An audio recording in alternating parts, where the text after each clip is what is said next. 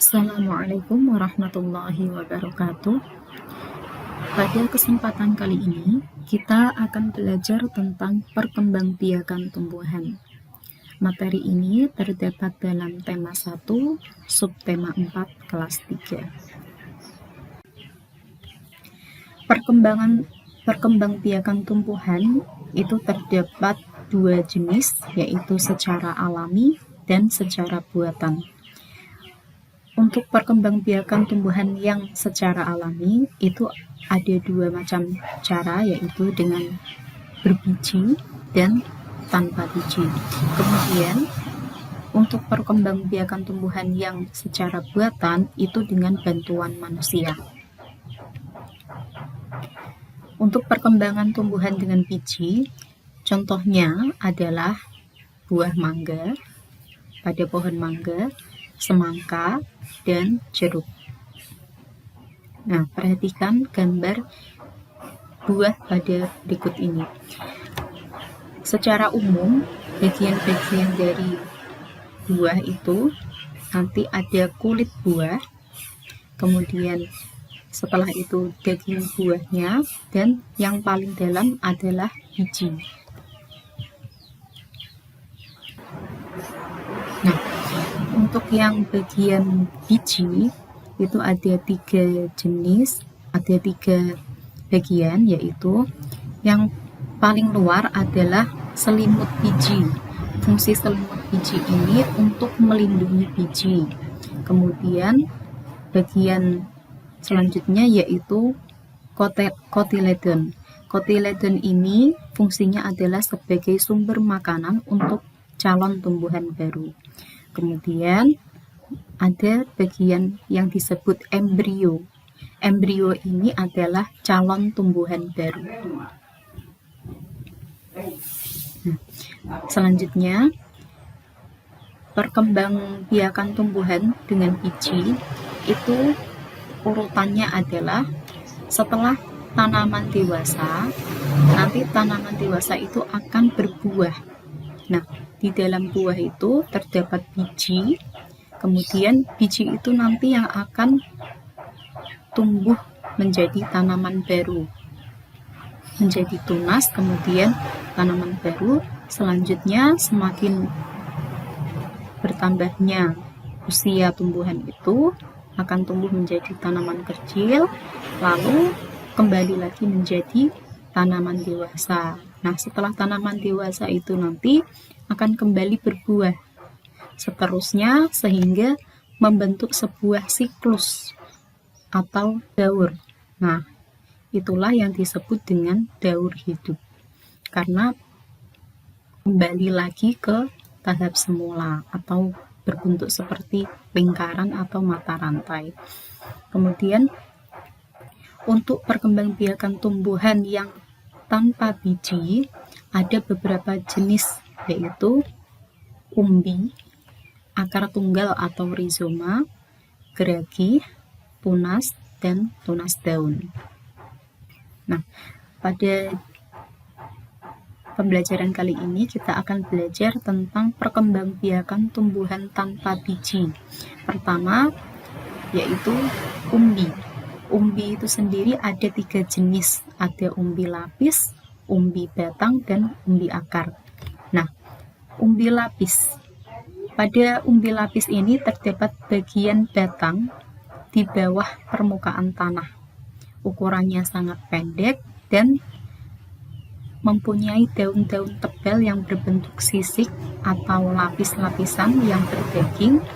Kemudian dari ujung bawahnya atau bonggolnya terdapat akar. Biasanya akarnya berbentuk akar serabut. Kemudian dari ujung umbi tersebut nanti akan tumbuh tunasnya, ya. Jadi terdapat pada ujung atas nanti akan tumbuh batangnya. Perhatikan gambar umbi lapis berikut ini. Bagian bawah ini terdapat akar serabut. Akar serabut itu yang bercabang-cabang. Kemudian atasnya adalah subang atau cakram. Nanti akar serabut akan tumbuh dari sini. Kemudian ada kuncup. kuncup ini yang nanti akan menjadi sisik-sisik atau lapisan. Nah, lapisan atau sisik itu tempat menyimpan makanannya atau cadangan makanan. Nah, kemudian pada bagian atasnya inilah yang nanti akan tumbuh tunas atau tumbuh batangnya, seperti menjadi pada gambar di sampingnya ya. Ini pada contoh bawang merah, ini ada batang yang tumbuh dari ujungnya. Nah, contoh umbi lapis itu ada bawang merah, bawang putih, bunga bakung, dan bunga puri. Selanjutnya yaitu umbi akar. Umbi akar ini terbentuk dari akar. Akarnya nanti akan tumbuh menjadi, kemudian ada dua macam akar, yaitu akar tunggang dan akar cabang. Akar tunggang itu yang